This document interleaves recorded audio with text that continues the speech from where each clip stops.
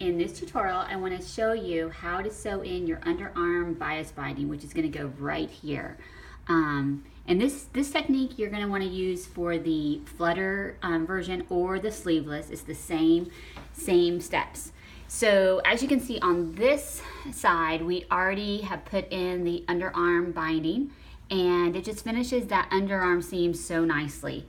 So what we want to do, of course, this is the line version, and we'll want to kind of open up this lining so we can kind of see the hidden seam allowance right there. We want to just kind of and pin that so that it stays open.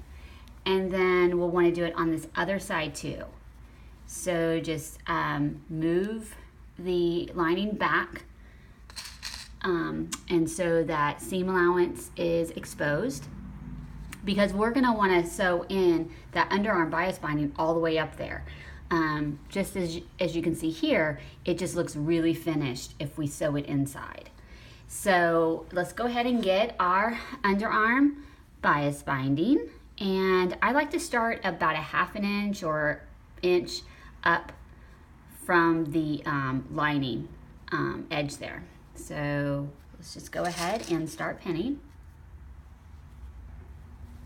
All right, and as you can see, I'm only pinning on the seam allowance, and then I'm just going to follow the edge, the selvage there, the edge of the fabric underarm.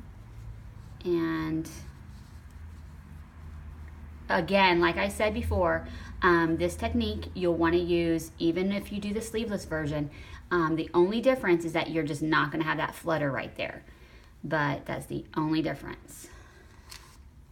And just go ahead and start pinning, and then we're gonna come, and it's gonna be a little tight here, but believe me, it's worth it.